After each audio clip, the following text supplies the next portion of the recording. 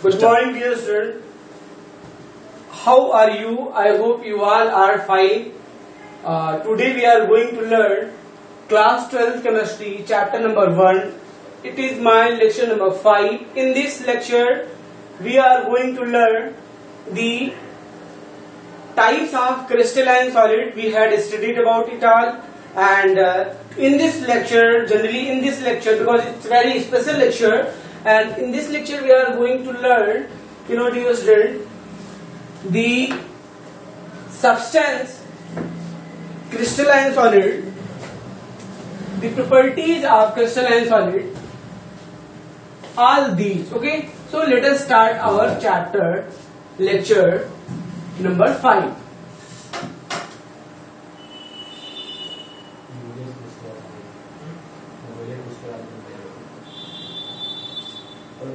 This is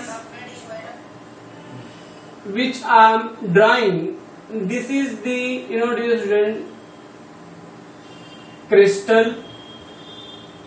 This is the crystal, and also it is known as lattice. Also it is known as lattice. Dear student, here we have a point. इसमें से किसी एक बिंदु को हम कहते हैं lattice point. Lattice point. Okay dear student, so यहाँ आप लोग ये देखेंगे, अभी के लेक्चर में हम लोग पढ़ेंगे कि जो यूनिट सेल होता है इस लैटिस से बना होता है. इस लैटिस से क्या बना होता है? Unit cell. और वो यूनिट सेल क्या है मैं आपको बता दूं डियर स्टूडेंट. ये यूनिट सेल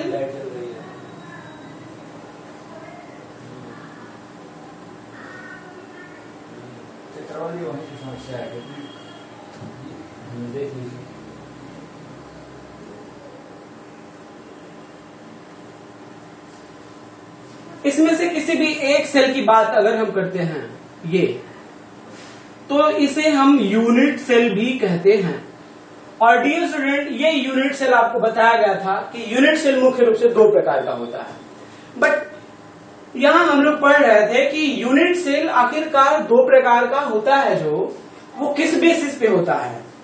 सो अभी आप लोग देखेंगे कि इस प्रकार के यूनिट सेल लैटिस पॉइंट जो आप देख रहे हैं, ये सभी एटम का सेंटर पॉइंट होता है, जिसे हम लैटिस पॉइंट कहते हैं. और सेंटर पॉइंट का मतलब ये है कि ये एटम का सेंटर पॉइंट है.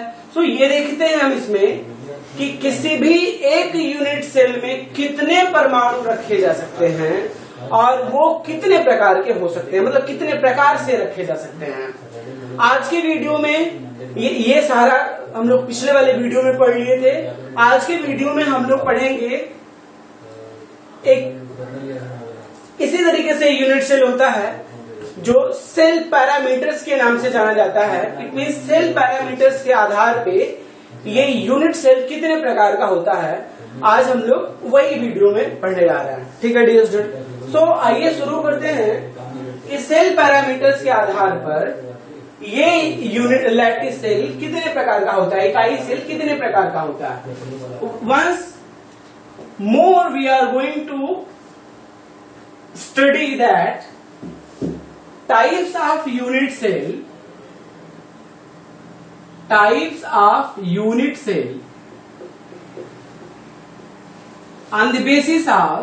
on the basis of cell parameter.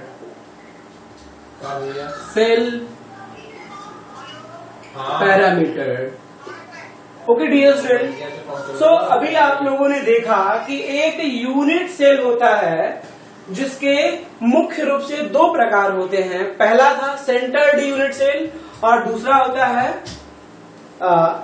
Simple unit cell. So centred unit cell और सिंपल यूनिट सेल हम लोग पढ़ लिए थे. उसमें रखे गए एटम के बेसिस पर, उसके शेप एंड साइज के बेसिस पर, उसके रेडियस और एज लेंथ में रिलेशन भी हम लोगों ने पढ़ लिया था. आज हम लोग पढ़ेंगे सेल पैरामीटर के आधार पे यूनिट सेल कितने प्रकार के होते हैं. So suppose we have a cell, मतलब यूनिट सेल. इस तरीके से एक अभी हम यूनिट सेल बनाते हैं. ये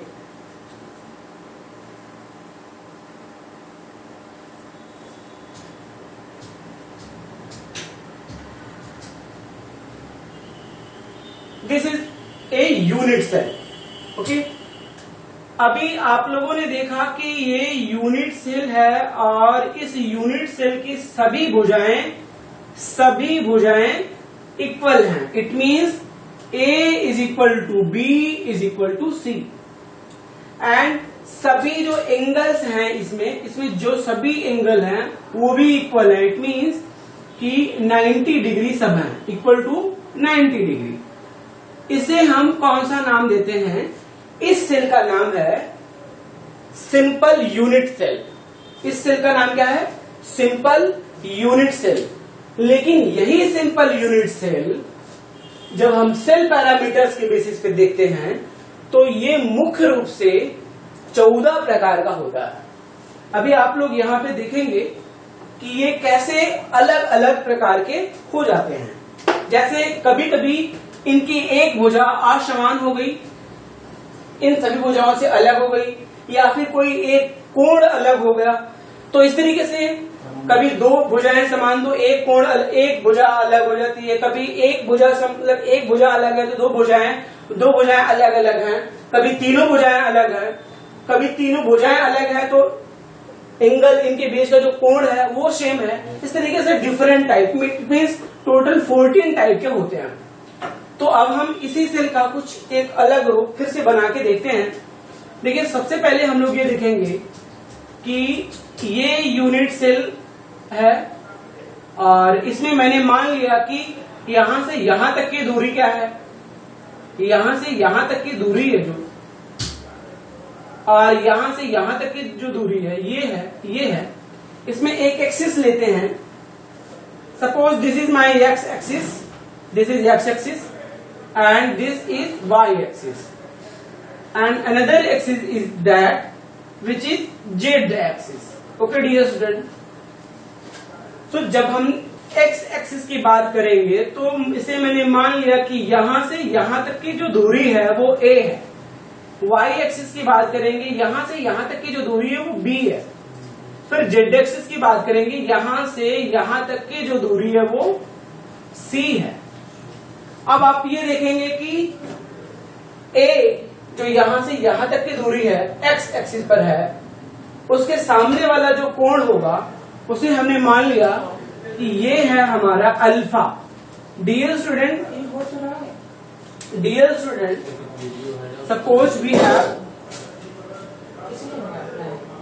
this and here we have A, here we have B and here we have C. Okay, so if we have A, तो A का एंगल जो A के सामने की जो भुजा है उसको हमने मान लिया कि वो क्या है, वो B है। ओके डियर स्टूडेंट, A के सामने का जो एंगल है उसको मैंने मान लिया अल्फा, B के सामने का जो एंगल है उसको हमने मान लिया बीटा, एंड C के सामने का जो एंगल है उसको मैंने मान लिया gamma. So alpha, beta and gamma all are the angles and A, B, C of the side of this unit cell. Cell parameters means first होता है सबसे पहले क्यूबिक सेल,